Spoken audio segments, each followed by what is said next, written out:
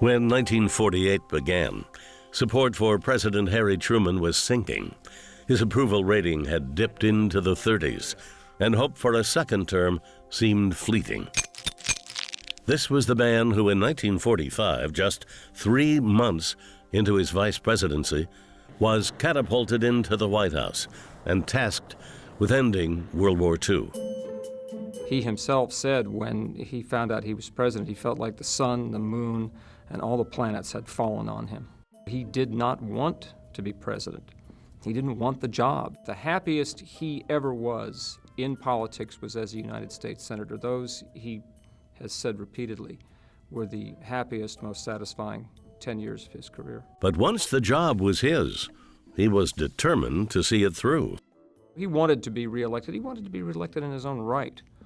He'd inherited the White House. He had done his best. He thought he'd gotten some good work done. So he wanted to run again at 48. As much as Truman wanted it, his own party felt otherwise. There was a movement to replace him with Dwight D. Eisenhower.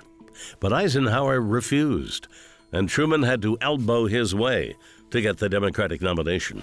Senator Barkley and I will win this election and make these Republicans like it. Don't you forget that.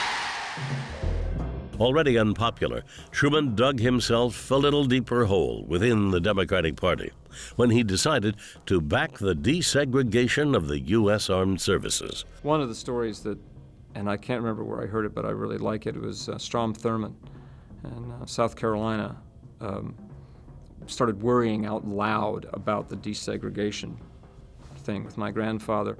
And one of his colleagues said, "Oh, what are you worried about? Roosevelt saying the same thing."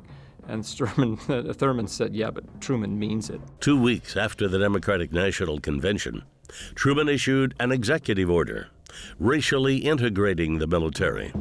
He didn't care what was popular. He did George Elsey, who worked for him for years, told me on a couple of different occasions that he used to take Grandpa, when they had a problem, George was one of the guys who were tasked with finding solutions, giving him options.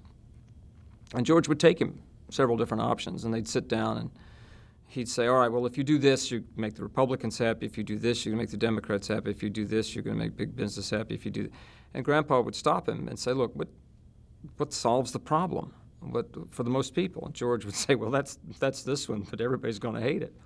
And that's invariably the one Grandpa would pick. Truman's decision to desegregate the military was so unpopular, it split the Democratic Party in 3, and the Republican ticket, led by New York Governor Thomas Dewey, seemed to have a clear path to victory in November.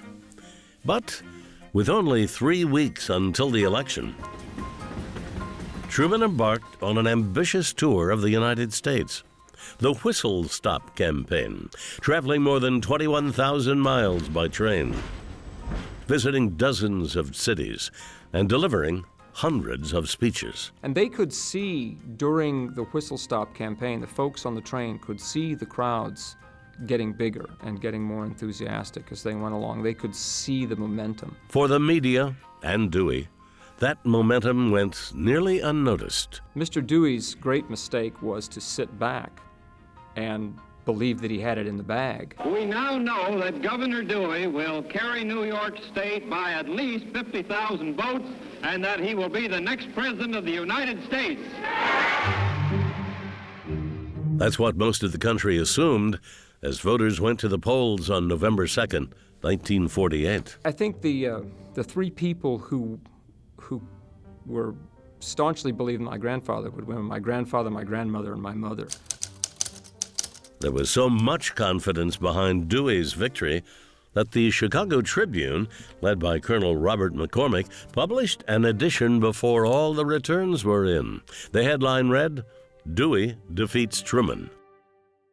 1948 was going to be a challenging year anyway. There was a typographer strike. Colonel McCormick did during that period of time is that he had to have a workaround so that they could get the newspaper typeset. And that really pushed back deadlines. But the real problem, I think, with the chain of events that was set in motion was that the Tribune relied heavily on the predictions of the Washington bureau chief, Arthur Sears Henning, he was insisting that Dewey would in fact prevail. But Dewey did not prevail, and a few hours later, Truman pulled off what would later be regarded as the greatest upset in presidential election history. But by that time, 150,000 copies of the newspaper, the Chicago Tribune, had been printed and distributed, far more than was claimed at the time, which was about 30,000. McCormick sent every trib, any employee he could get his hands on, out to get those papers back, to retrieve those papers, to minimize the mistake. It was a pretty stunning false headline in and of itself. And to have that picture of a triumphant Harry Truman with an ear-to-ear smile holding up that paper on the back of the train. I think the train was the Ferdinand Magellan in St. Louis 2 days after the election, was just part of what made it such a unique part of the American political lore. It was a fitting moment of triumph for a man who, for the better part of a year, was the subject of extensive doubt, predicted almost universally to suffer defeat. In your hands rests our future. Truman is America's choice to deal with the vast problems of today.